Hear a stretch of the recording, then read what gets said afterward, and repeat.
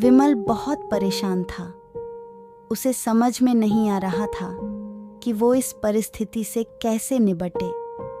वो अपनी माँ को बहुत चाहता था, किंतु उसकी पत्नी और बच्चे उसकी माँ से बहुत दूर भागते थे, क्योंकि उसकी माँ की एक आंख नहीं थी, साथ ही उसकी कमर भी 90 अंश पर झुकी थी।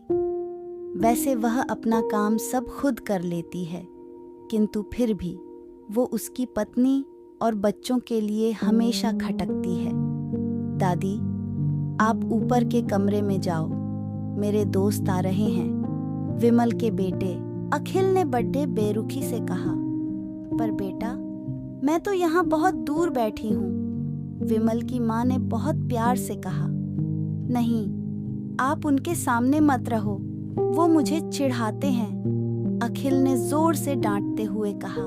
क्या हुआ अखिल, क्यों चिल्ला रहे हो? विमल की पत्नी कामनी ने किचन से ही आवाज लगाई।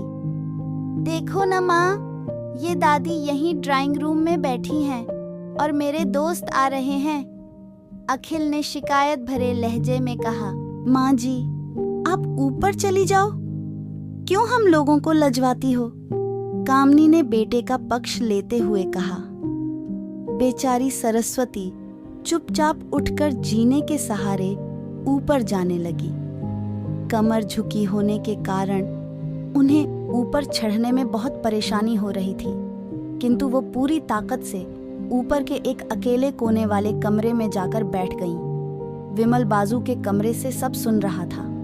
उसे कष्ट हो रहा था कि उसकी माँ को अपमानित होना पड़ीडीएच रहा है, किंतु वो असहाय था। अगर वो कुछ कहता है तो पत्नी और बच्चे उसका विरोध करने लगते हैं। दूसरे उनके तर्क भी सही लगते हैं। चूंकि वो एक प्रशासनिक अधिकारी था, उसका सामाजिक स्तर बहुत ऊंचा था। उसकी ससुराल भी एक उच्च घराने में थी, अतः वह चुपचाप इस तरह हर दिन अपनी माँ को अपमानित होते देखता रहता था। रात को विमल की पत्नी ने कहा, देखो जी, अब कुछ करो। कल कलेक्टर साहब की पत्नी आई थी। माँ जी अपनी देशी धुन धारा में उनसे मिली। मुझे बहुत शर्म आ रही थी, बताते हुए कि ये मेरी सास हैं। मैंने कह दिया कि दूर की रिश्तेदार हैं, इलाज कराने आई हैं। विमल को रोना आ गया, किंतु फिर भी वह चुप रहा। उसे समझ में नहीं आ रहा था कि वो क्या करे। अपने बेटे की मनस्थिति को सरस्वती अच्छी तरह से जानती थी और बेटे को कोई कष्ट न हो, इसलिए वो हर बात को चुपचाप सह लेती थी। विमल बहुत उदास रहने लगा।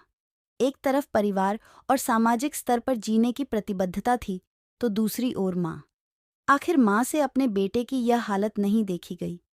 एक दिन उसने अपने बेटे से कहा, विमल, बहुत दिन हो गए हैं, मैं अपने गांव जाना चाहती हूँ, मुझे वहां पहुंचा दो, मेरा यहाँ मन नहीं ला रहा।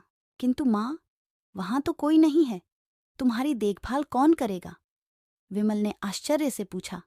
अरे, सब गांव वाले तो हैं, और वो तुम्हारे मामा जी तो उसी गांव में रहते हैं, और फिर हम सारी व्यवस्थाएं कराएंगे ना। कामनी को तो जैसे मन की मुराद मिल गई हो। हाँ बेटा, बहू सही कह रही है, सरस्वती ने लंबी सांस लेते हुए कहा। विमल जानता था कि गांव माँ की देखभाल करने वाला कोई नहीं है, लेकिन अपनी पत्नी की जिद के कारण वह अपनी माँ को गांव छोड़ने पर विवश हो गया। माँ को गांव छोड़कर आते वक्त उसे रोना आ रहा था तथा अपनी बेबसी पर गुस्सा भी आ रहा था, किंतु परिवार, पत्नी और समाज ने उसके इन मनोभावों को दबा दिया और वो सुकून सा महसूस करने लगा। कुछ दिनों के बाद उसके चाचा, जो अमेरिका में रहते थे, आने वाले थे। जब विमल बहुत छोटा था, उसके पिता जीवित थे, तब वो भारत आए थे, और उसके बाद वो अब भारत आने वाले थे। पूरा परिवार और आस पड्डीर होस बहुत उत्साहित था। अमेरिका से विमल के चाचा आ रहे थे। रमेश ने जैसे ही घर में कदम रखा, सबने मिलकर बहुत उत्साह से उनका स्वागत किया। क्यों विमल भाभी नहीं दिख रही? कहाँ हैं? रमेश ने उत्सुकतापूर्वक पूछा। जी, वो गांव में रहती हैं, यहाँ उनका मन नहीं लगा, कामनी ने सपाट लहजे में उत्तर दिया। रमेश ने विमल की ओर देखा तो विमल ने अपनी आंखें झुका लीं। रमेश सब समझ गए, बोले, कल हम भाभी से मिलने गांव चलेंगे सब लोग। दूसरे दिन सभी लोग गांव के घर में पहुंचे। देखा कि सरस्वती को बहुत तेज बुखार है और वो पलंग पर असहाय पड़ डटी है। डॉ रमेश दौड़कर सरस्वती के पास गए, उनके पैर छूकर रोने लगे। सरस्वती की ये हालत उनकी कल्पना से परे थी। वाह बेटा विमल, तूने तो नाम उजागर कर दिया। अपनी माँ की ये हालत देखकर तुझे तो शर्म भी नहीं आ रही होगी डॉ? रमेश ने विमल को लगभग डांटते हुए कहा। नहीं देवर जी, विमल का कोई दोष नहीं है, मैं खुद गांव आई थी। सरस्वती ने अपने बेटे का बचाव किया। मुझे सब पता चल गया भाभी, आप चुप रहो। क्यों बहू, तुम्हें अपनी सास की कुरूपता पसंद नहीं है? समाज में तुम्हें नीचा देखना पड़ देता है ना? डॉ रमेश ने कामनी की ओर व्यंग्य से देखा। कामनी निरुत्तर होकर विमल को देखने लगी। आज तुम जिस सामाजिक स्तर पर हो, वो इन्हीं के संघर्षों की देन है। और बेटा विमल, तुम्हें शायद मालूम न हो कि बचपन में जब तुम 1 साल के थे, तब छत से नीचे गिरने के कारण तुम्हारी एक आंख फूट गई थी और तुम्हारी रीढ़ की हड्डी में भी समस्या थी। तब तुम्हारी इस कुरूप माँ ने अपनी एक आंख और अपना बोन मेरो तुम्हें देकर इतना सुंदर स्वरूप दिया था। कामनी बेटा, इतने सालों तक संघर्ष करके बेटे को प्रशासनिक अधिकारी बनाने वाली इस संघर्षशील औरत की तुम लोगों ने यह दशा कर दी। तुम्हें ईश्वर कभी माफ नहीं करेगा। डॉ रमेश की आंखों से अश्रु जलधारा बह रही थी। अब भाभी, आप मेरे साथ अमेरिका जाएंगी, यहाँ इन स्वार्थी लोगों के बीच नहीं रहेंगे। डॉ रमेश ने सरस्वती से कहा। विमल को तो काटो तो खून नहीं था। डॉ रमेश जो उसके चाचा थे, उन्होंने जो राज बताया, उसके बाद तो विमल को यही लग रहा था कि उससे ज्यादा पापी इंसान इस दुनिया में कोई और है ही नहीं।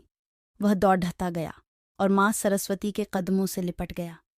माँ, मेरा अपराध अक्षम्य है। मैं जानबूझकर चुप्पी साधे रहा, आपका अपमान करवाता रहा।